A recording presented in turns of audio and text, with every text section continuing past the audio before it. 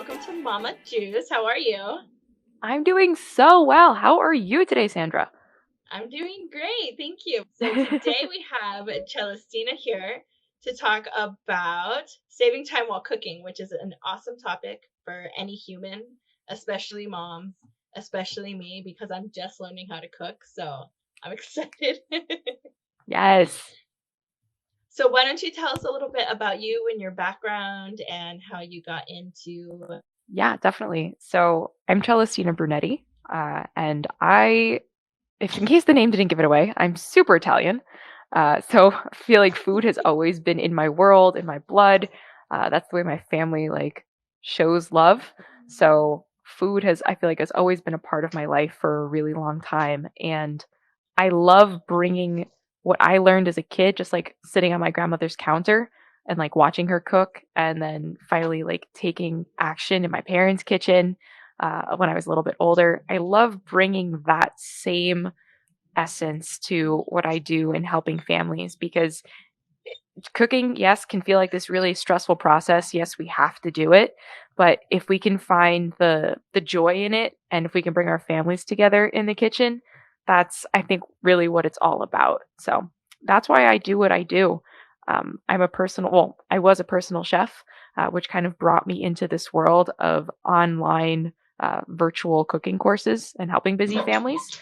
Because when I was a personal chef, I realized that on days when I wasn't cooking, people were either eating out, ordering in, or putting together meals that were just and not really nutritious.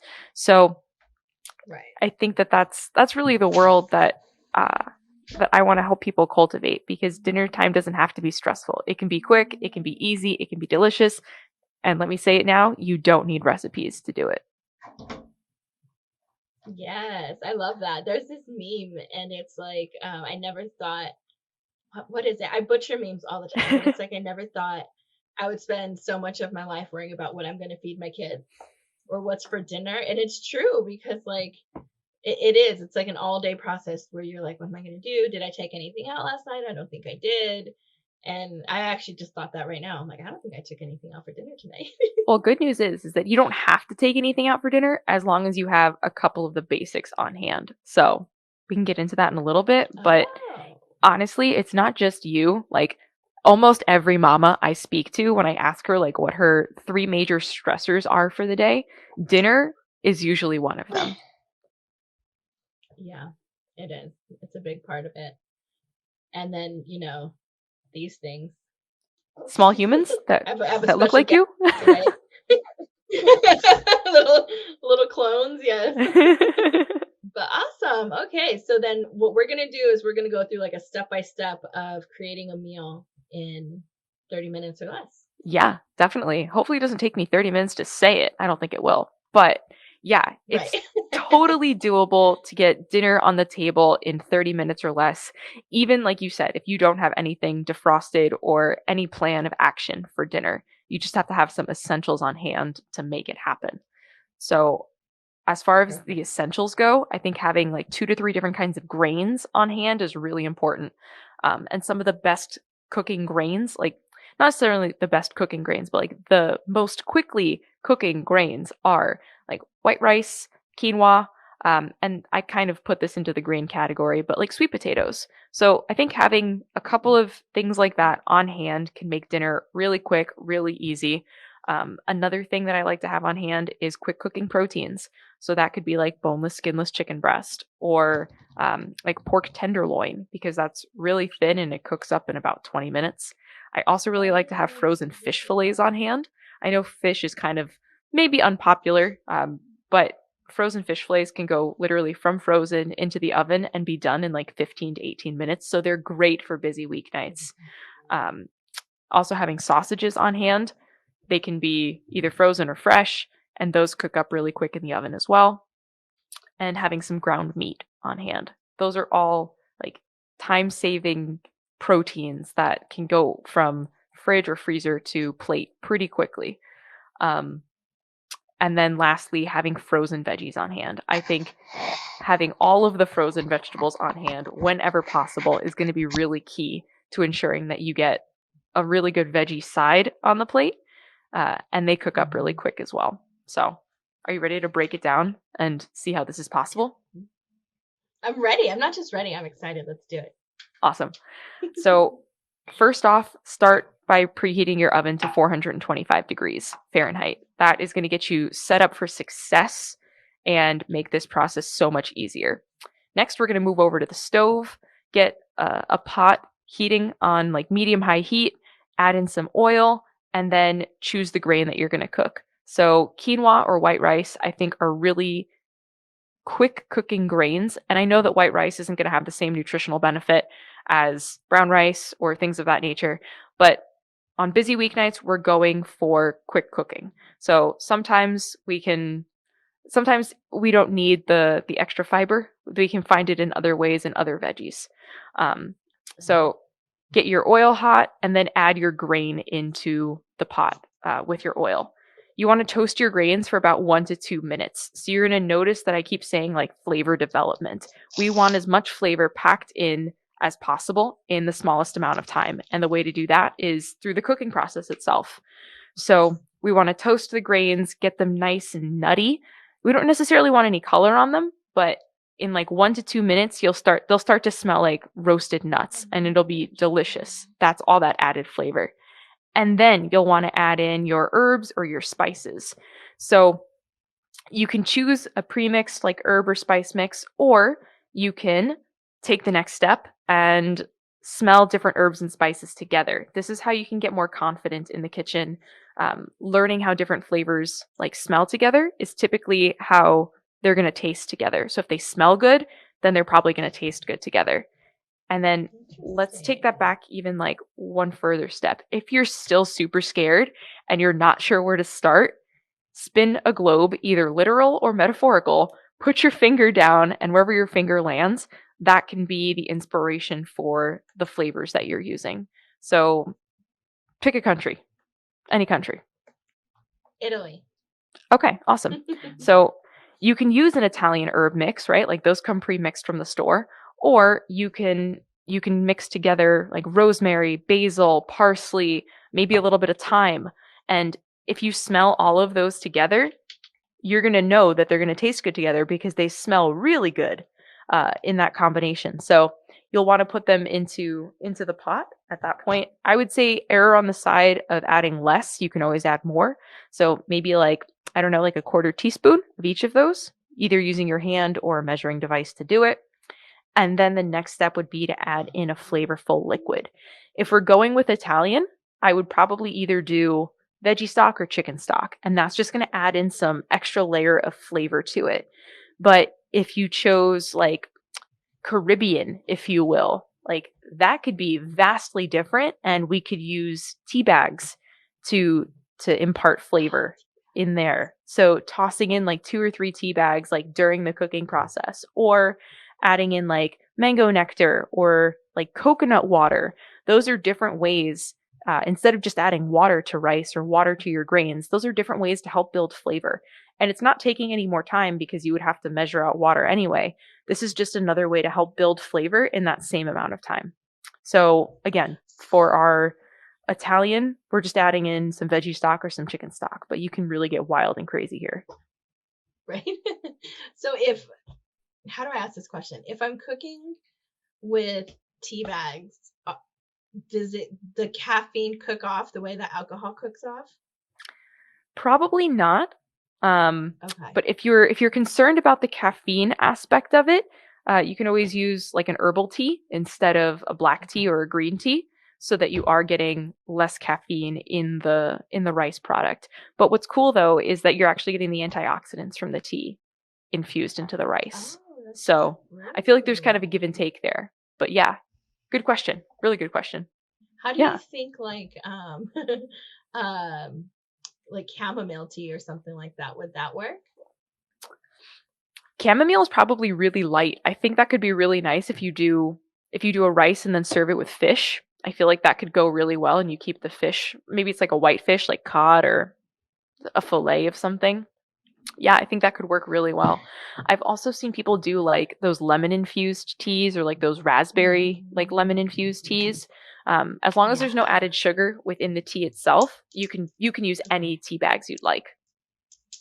Cool. I have like a lemon ginger that I like to drink. I bet that would be pretty tasty. Oh my gosh, that would be delicious.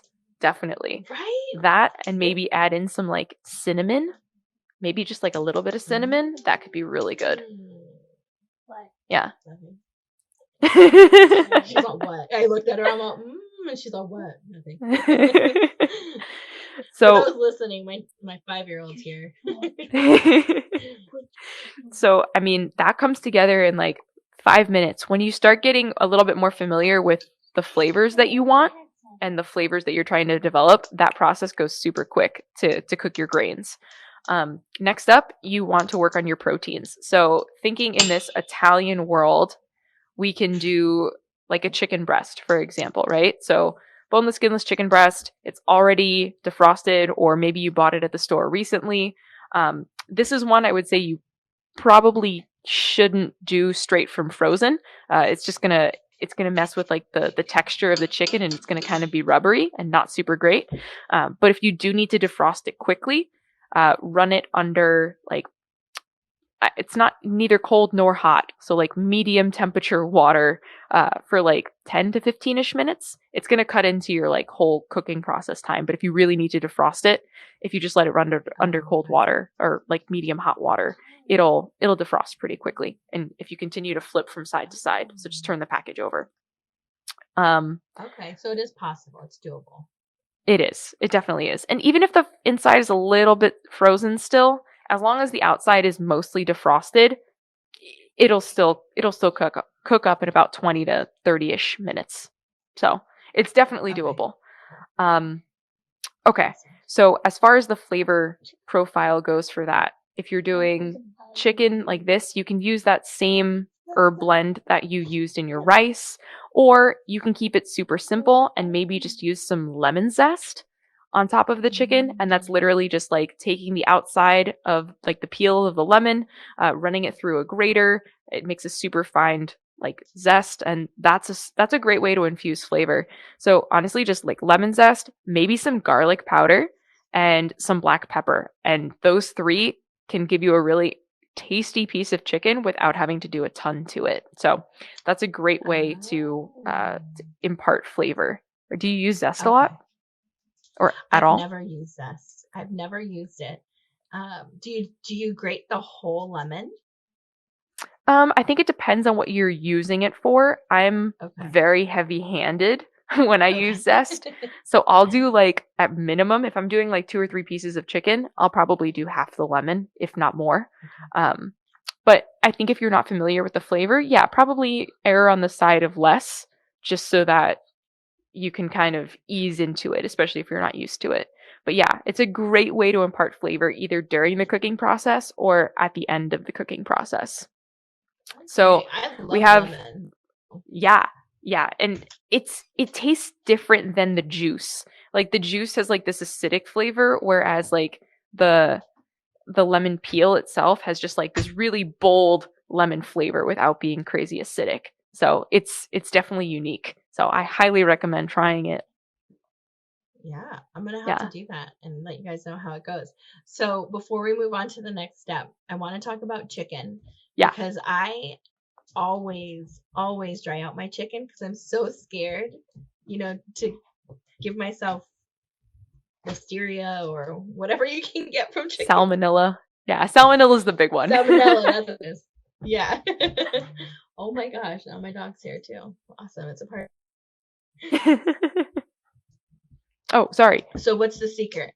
Oh, for chicken? For chicken. Yeah. So if you don't have one, I definitely recommend investing in a digital thermometer, just so that you can be comfortable with like cooking proteins to their recommended internal temperature. For chicken, cook it to a minimum of 165 to kill off salmonella. If you don't have a thermometer, you can use your hand. This is kind of hard to describe over the podcasting webs, but you're going to poke at the squishy part under your thumb, and that is what rare feels like. Feels like us, because we are not cooked. If you put your pointer finger down to like where you're poking your thumb, that is going to be mid-rare. You put your middle finger down there, that's medium. If you put your ring finger down there, that's mid-well. And then if you put your pinky finger down there, that's well done. If you notice there's still a little bit of spring back, but it's harder. And for chicken, I would probably err on this well done side of things. And that takes time to kind of like figure out. But if you're roasting at 425 degrees Fahrenheit and you have a piece of chicken about the size of like the palm of your hand, so one that's probably like what they would consider like a natural piece of chicken versus like the ones that you're buying in bulk at some of these larger stores. So if you have a smaller piece of chicken that's probably about four-ish ounces, that'll cook up in 10 to 12 or 12 to 15 minutes in a 425 degree oven. Whereas some of those larger pieces of chicken that most people are probably more familiar with will cook up in about 20 to 22 minutes. So you don't need to cook chicken for 45 minutes at a time. Like it doesn't need to be this long, extensive process. You kind of just have to trust yourself. And if you don't have a thermometer, definitely use that hand method. Okay, cool. So hopefully that helps. Does the hand method work for all meats? Yes. Yeah, definitely. I really like using it on steak and like pork chops too. Yeah. Okay, yeah. Cool. That's what I was thinking of. I'm like, is this how I can make the perfect steak? Yes, 100%. It definitely takes some time to kind of figure out that process. I think another trick is to use a very thin metal like pokey thing. I don't know what the technical term is for that, but it's what bakers use to like check the inside of a cake. It's very, very thin and it's metal. Oh. So if you happen to have one of those, it's like a cake tester, but metal. And if you poke that into your whatever meat you have and it comes out and you like rest it on your lip or you rest it on your wrist, if it's noticeably warm, then or like hot but not uncomfortably hot, then it's probably done. That's what other like chefs use as kind of a gauge. But please get a thermometer if you're really unsure. Yeah. Yeah, that sounds like the easiest route. Yeah, definitely. So going back to this 30-minute meal, we have our rice going, we have our chicken that we're just about to put in the oven, so let's get that bad boy in there, and then the next step is a veggie. Some of my favorite veggies are actually frozen veggies, and the ones that heat up the best in the oven are broccoli, cauliflower, Brussels sprouts, carrots, things that are a little bit hardier that can kind of withstand the heat. So I open just like one bag of broccoli, dump it on a parchment lined sheet tray. And this is really good to note for both your proteins and your veggies. If you line your sheet tray with parchment, it's going to be so much easier for the cleanup because you can just take the sheet of parchment off and then you might just have to rinse your sheet tray rather than having to scrub it. So going back to the frozen veggies, just open the bag, pop it on a parchment lined sheet tray, and then put it in the oven. I know that sounds counterintuitive, but with frozen veggies, you kind of have to handle them a little bit differently. So they are going to be a lot more wet than fresh veggies.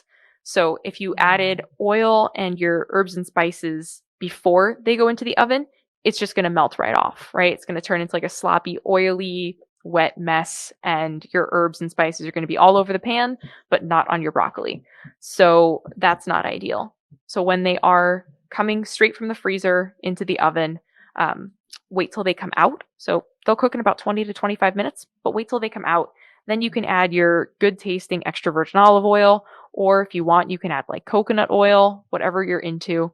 And then you'll want to add in your herbs and spices. So I feel like that's kind of a key difference between using fresh veggies and frozen veggies, especially during like the cooking process. So am I cooking my protein at the same time as my veggies in the oven? Yeah, definitely. Yeah. It's key to have two sheet pans or two like baking pans. And I think that really helps with getting dinner out quick as well. But yeah. I just bought two new sets. So we were at the store and I was shocked at how inexpensive they are. So I got like a 3 set of the baking sheets. Yeah. It was $8. Oh, nice. For the set. And then for the pans, the baking pans, it was $10. So for $18, I got two new sets of them because I that's the problem I was having. I'm like, I have like one pan and it's literally like a circle pizza pan that I've been using for everything. Oh yeah. Yeah, and it's challenging to try and cook for a larger family when you only have Yeah. one pan that can go into the oven. So I'm happy you have a plethora to choose from now. Yeah, I'm excited to use them. I've never been so excited about pans in my life. So when that broccoli comes out, like that's the last thing that you have to do, right? Like the rice is probably going to be about done. The chicken's definitely going to be done. And when you pull that broccoli out, you can do a bunch of different things to it, but like in sticking with the Italian mindset, maybe adding some like grated Parmesan cheese to it could be really fun. Mm. And I feel like frozen veggies can really benefit from some bright acidity. So maybe squeezing that lemon, the lemon that you used for the chicken, just the zest.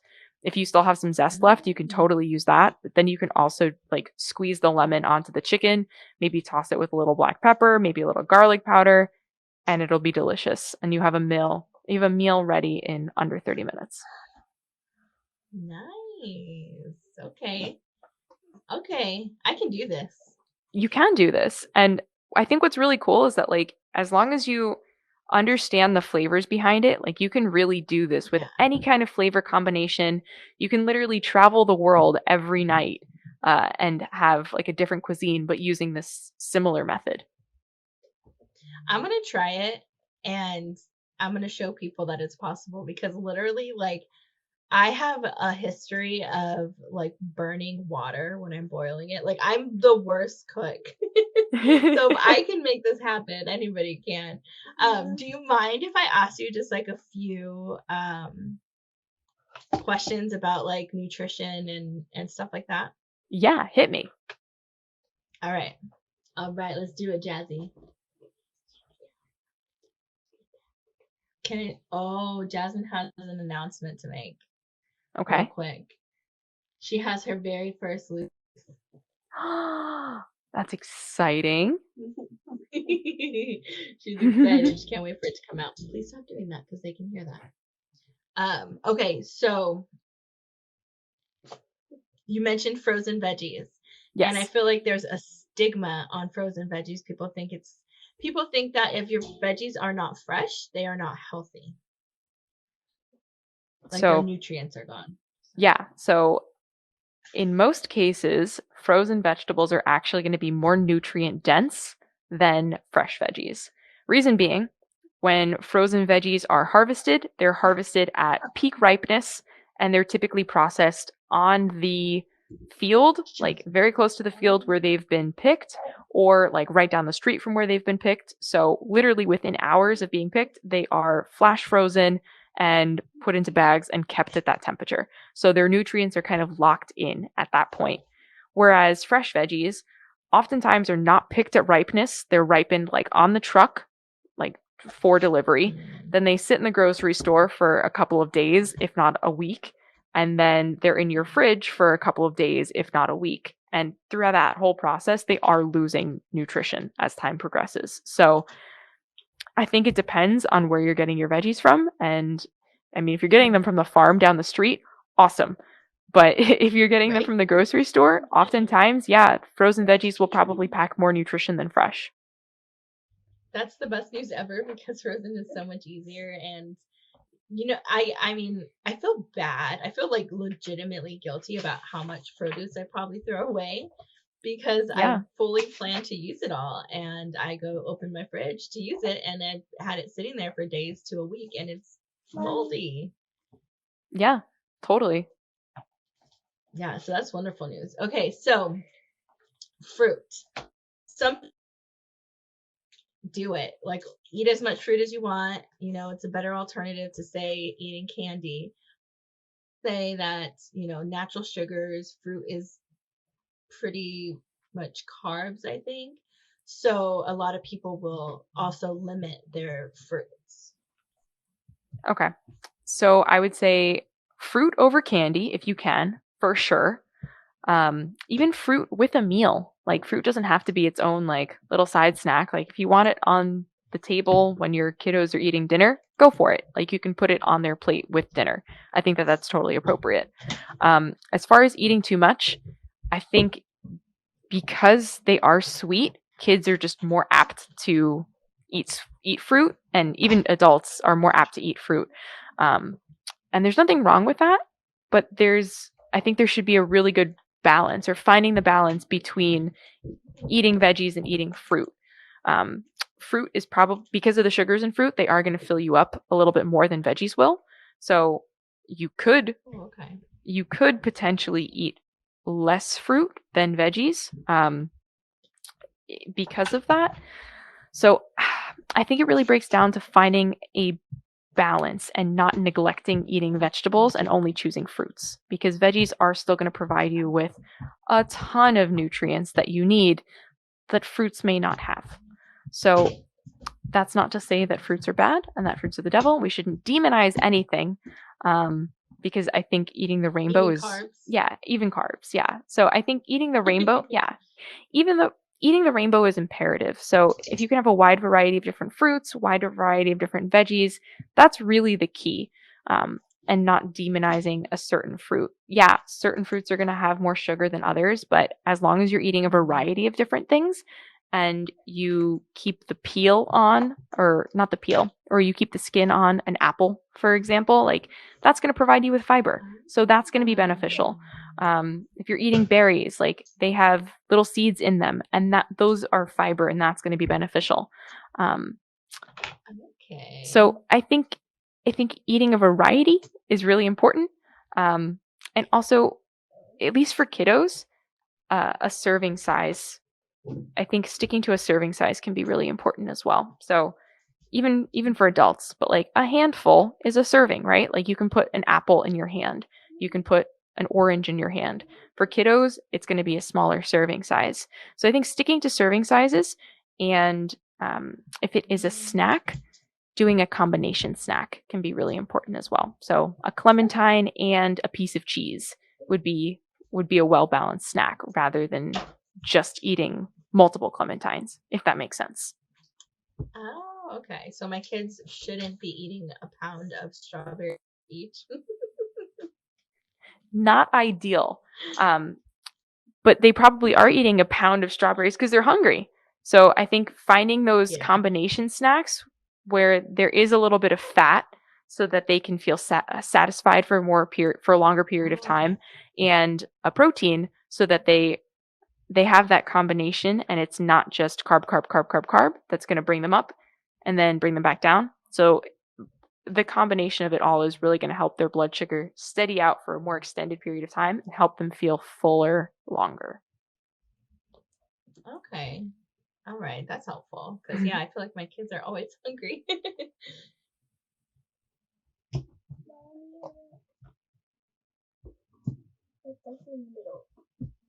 Okay, Jasmine, can you please stop? Sorry, this was unexpected for her to be here. All good. Okay, milk. I want to talk about milk because some people feel like cow's milk is something that humans shouldn't drink, and some people feel like alternative milks don't give the same benefit as cow's milk. Okay. So again, I think this comes down to personal preference, because some people can't tolerate milk, and some people don't like the taste of milk.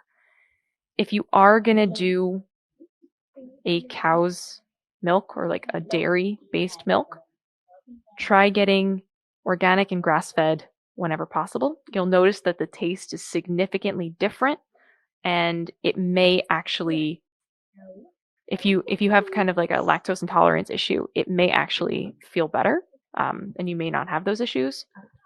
There are also milks out there that remove the lactose, and I think more recently, milks that, like, again, cow-based milks that remove a certain protein that make it more digestible. So I think there are milk options out there from the cow that could possibly be different options if you haven't tried them before. You will be getting more protein usually from an animal-based milk versus a milk alternative like almond, coconut, oat, whatever the other choices are out there. There's so many now.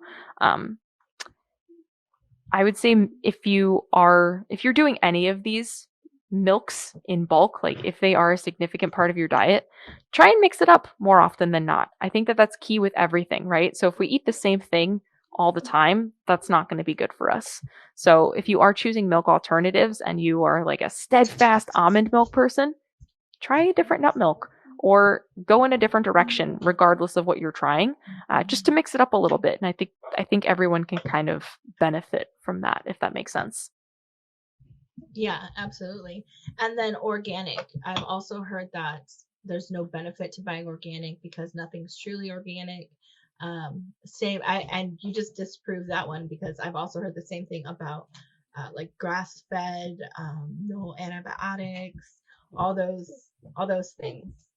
Definitely. So it's going to depend on the food product that you're buying. So when it comes to fruits and veggies, there's a list that comes out every year called the Clean 15 and the Dirty Dozen. If you can, do your best to purchase foods on the Dirty Dozen list organic, because that means that they are super pesticide ridden, and eating them and eating conventional could potentially be more harmful. So if you can, stick to the Dirty Dozen and Clean 15 list. The Clean 15 are typically foods that don't necessarily need to be purchased organic. So if you're trying to like budget and save money, if you can stick to that list as far as produce goes, that's going to be really helpful. Um, and as far as the USDA organic side of things, that has to go through a process. So depending on what you're talking about, if it's protein, for example, like literally everything from like that cow's feed to like their lifestyle, their habitat, um, to like the hormones that they are or not allowed to have, to the medicines that they are or not allowed to have, to the water that they're drinking. Like literally all of it is kind of boiled down. So if you're looking at USDA organic like beef, I would say that that's pretty solid to purchase. I think the flavor is significantly different if you've ever had USDA organic versus non-organic, and then USDA organic grass-fed versus just USDA organic. The flavor I think is significantly different. It tastes like something, whereas like your typical ground beef doesn't really have a particular flavor. So again, if it's within your budget and you're about the taste of it, yeah, go for the organic. If not, no biggie.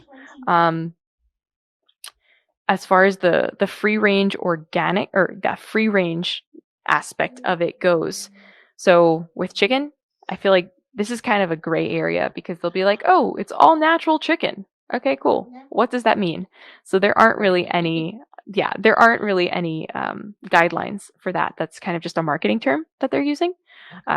Whereas free range can kind of mean a bunch of different things. As long as they're getting like X amount of time outside a day, they can still be cooped back up. So that's also not regulated, unfortunately. Um, and then I think the other big thing is like grass finished. And that means that they, like for the majority of their life, like they were fed grain, but then the last couple of weeks of their life, they got to go out into the pastures and graze. So unless you're purchasing something that's like specifically USDA organic, like the rest of it doesn't really have regulation. Most of it's marketing terms, unfortunately. So I hope that That is helps so and shed some sad. light. Yeah. They're like, here's your. It's like death row, you know, their last meal. They're like, oh, now you get to be a cow for a couple weeks, and then we're just gonna slaughter you. Yeah. And truthfully, we're really disconnected from it, right? Like we just go to the grocery store and all of this is like feathered and ready to eat. But yeah, that's kind of the life of a chicken and a cow, unfortunately. So I watched this YouTube doctor, Dr. Mike. I don't know if you've heard of him. And Mm-mm. he interviewed a cardiologist who's a vegan. And I guess some vegans give her a hard time because she does tell people like you don't have to like you can have a healthy lifestyle and not be vegan, because some vegans think like that's the only way to life. But she was talking about red meat and how it's really great for you. And so I if something like ground turkey is really a good alternative to, say, ground, um have to alter it a lot to make it ground turkey. So ground beef, when going back to that grass-fed organic aspect of things, ground beef can have a similar like nutrition profile, like as far as like beneficial fats like omega-3s as salmon. So it really depends on the life that the cow had prior to being consumed by you. So I think it really depends on the methods that the farmer used to raise that cattle. And then as far as in comparison to ground turkey, most of the time ground turkey is going to be like 99.9% lean. So you're not really getting any of those beneficial fats, which is not necessarily a bad thing, because you could always like add in your own like extra virgin olive oil at the end of the cooking process or whatever to add in some of those more beneficial fats. But that also means no fat, no flavor. So there's going to be a significant difference in flavor when you're cooking ground turkey or ground chicken, just because it's literally just protein. And then it also breaks down to where you're getting your ground turkey or your ground chicken from, right? Is it still coming from those feedlots that say like natural or like free range, So knowing where your food comes from is really important. And you might have to do a little bit more research if this is something that's really important to you, and kind of just backtrack and see where the products you're purchasing, what the products you're purchasing are coming from or where they're coming from. Yeah. Yeah.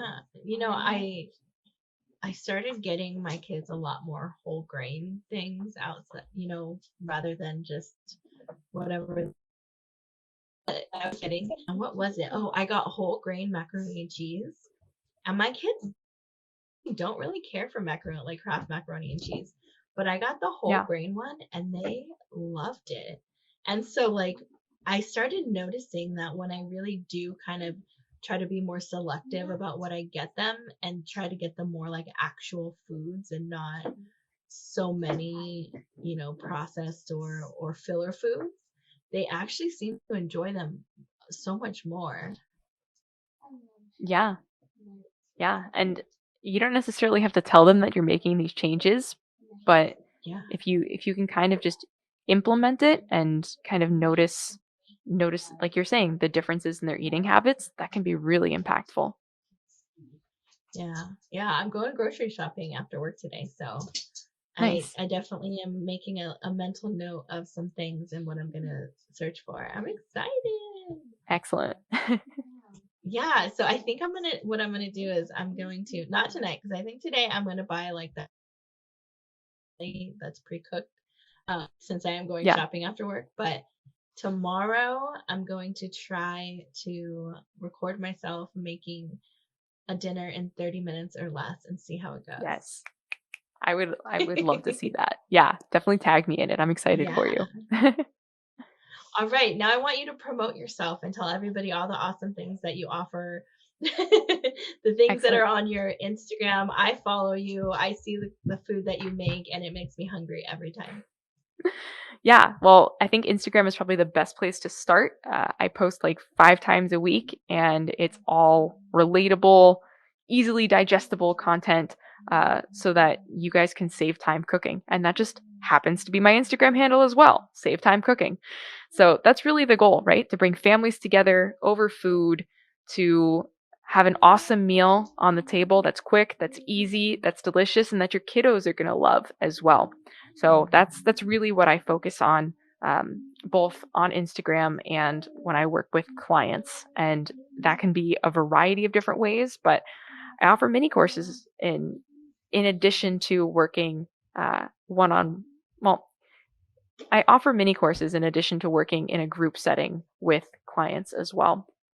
But mini courses are a great place to start if you're just looking for some quick tips to start saving time and get your kiddos involved in the kitchen. Also, in combating pickiness, that can be really beneficial as well. Um, on a grander scale, we can work together for a 3-month period and really hone in on some of the areas that are giving you the most stress. And we can find solutions to help you not only save time in the kitchen, but be less stressed out, get your kiddos eating better, and really bringing your family closer around food and not feeling that overwhelming mom guilt that I'm sure sometimes happens, if not always happens, when you're trying to juggle a million things around dinner time, around the evening, and all you really want to be doing is hanging out with your family. So Right. that's Because the when goal. you, yeah, and when you get off work, you go, you get the kids, you bring them home, you start dinner, you're doing dishes, you're cleaning up, you're getting kids ready for bed, and all of a sudden it's like, it's gone. The whole day's gone. And you really didn't spend time with your kids. You worked all day, you came home, did your duties, you made sure that they were fed, which is awesome, but it's kind of sad. So I think what you're doing is really important and really cool. Thank you. Yeah. And if you guys just want a brainstorm session, totally complimentary, just shoot me a direct message on Instagram, again at Save Time Cooking, and I just want to help out. So I'll give you some ideas on what's going to work best for you and your family, and we can just have a quick chat. Perfect. I'm, and this is like so random, but I'm super impressed that you are a personal chef. So like Oh, people thank you. hired you to go cook for them every day? Yeah. Uh, it was usually like once or twice a week, but yeah. Okay. Okay. I mean, were these like wealthy people? I would say it kind of varied. I've cooked in some really nice kitchens, but I also had some just like Just everyday yeah, just some families. like families who just needed an extra hand, and that was more affordable than eating out every day. That's cool. Yeah, it was That's super just one fun. of those things that like I don't know, you don't really feel like people actually do, like you hire a chef. But anyways, it was with you. Sorry my daughter, my dog were distractions, but that's just life, I All guess. good. All right, thank you, Celestina. Thank you so much, Sandra. I really appreciate it. All right, well you have a good one. Enjoy your dinner. Thanks. Bye.